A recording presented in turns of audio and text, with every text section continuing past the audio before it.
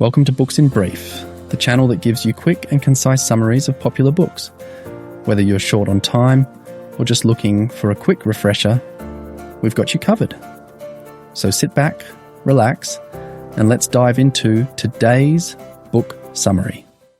Macbeth is one of William Shakespeare's most famous tragedies, written in the early 17th century. It tells the story of a brave Scottish general, Macbeth, whose ambition and thirst for power lead him down a dark and bloody path filled with supernatural elements, political intrigue, and psychological torment. The play explores themes of ambition, fate, guilt, and the corrupting influence of power.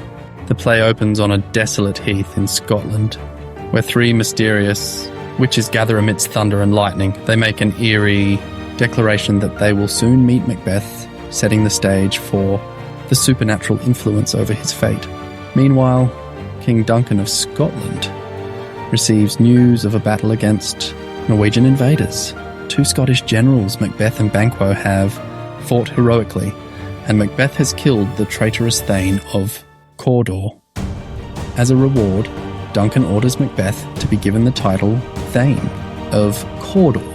On their way home from battle, Macbeth and Banquo encounter the three witches. The witches greet Macbeth with three titles: Thane of Glamis, his current title; Thane of Cawdor, a title he does not yet know he has; King of Scotland, a shocking prophecy.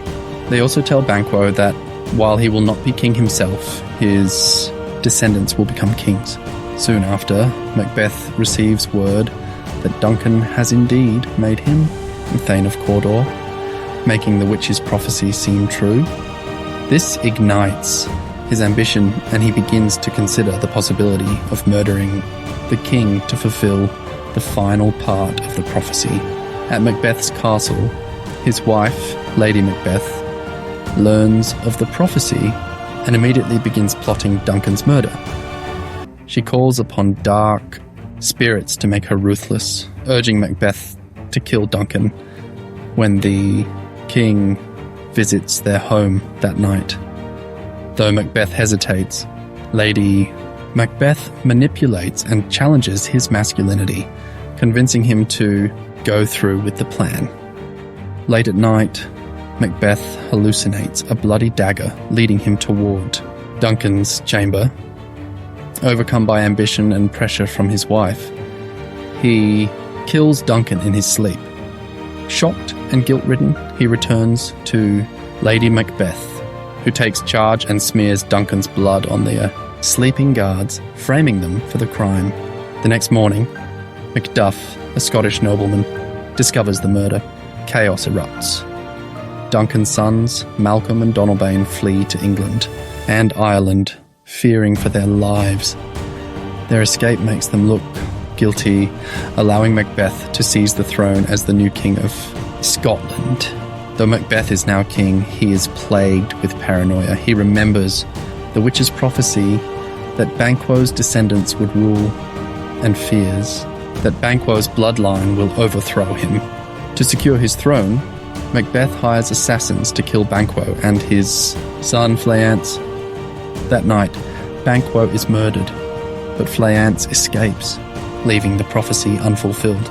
At a royal banquet, Macbeth is haunted by Banquo's ghost, which only he can see. He raves in terror, shocking his guests. Lady Macbeth tries to calm him, but the cracks in their power-hungry facade are beginning to show.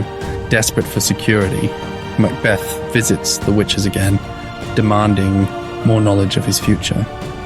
They conjure three apparitions that deliver cryptic messages. A floating head warns him to beware of Macduff. A bloody child tells him that none of woman born shall harm Macbeth, making him feel invincible.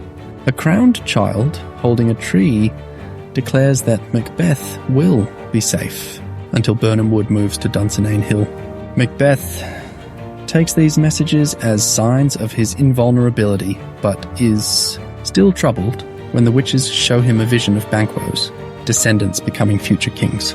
Determined to eliminate all threats, Macbeth orders the massacre of Macduff's family while Macduff is in England seeking Malcolm's help. When Macduff learns of this, he swears revenge. Meanwhile, Lady Macbeth, once the mastermind behind Duncan's murder, is now tormented by guilt. She sleepwalks through the castle, obsessively trying to wash imaginary bloodstains from her hands, murmuring about the crimes she and her husband have committed.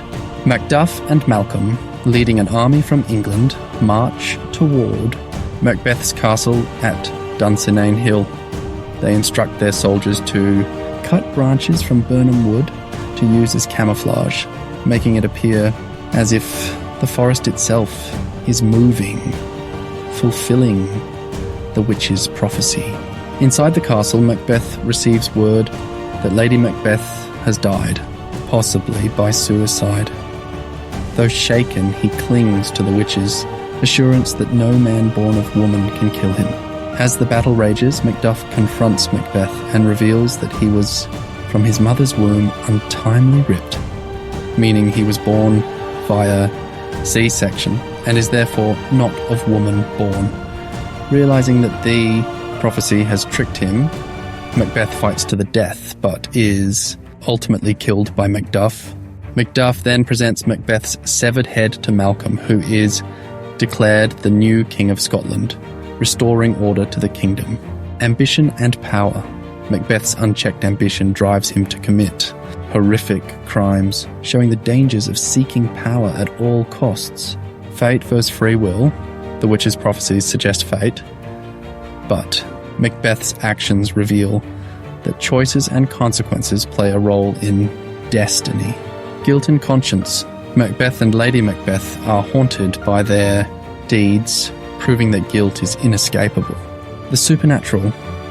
Witches, ghosts, and visions drive the story, blurring the line between reality and the supernatural.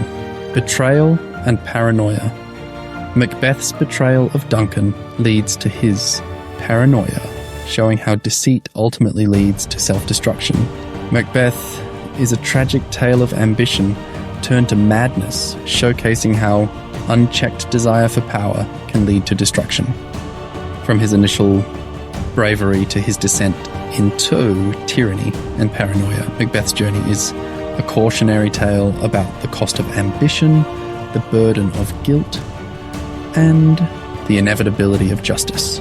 Through its powerful themes, dramatic storytelling, and unforgettable characters, Macbeth remains one of Shakespeare's most enduring and influential plays. That's it for today's summary on Books in Brief. If you enjoyed this video, don't forget to like and subscribe for more book summaries. And if you have any book suggestions or comments, be sure to leave them down below. Thanks for watching, and we'll see you next time on Books in Brief.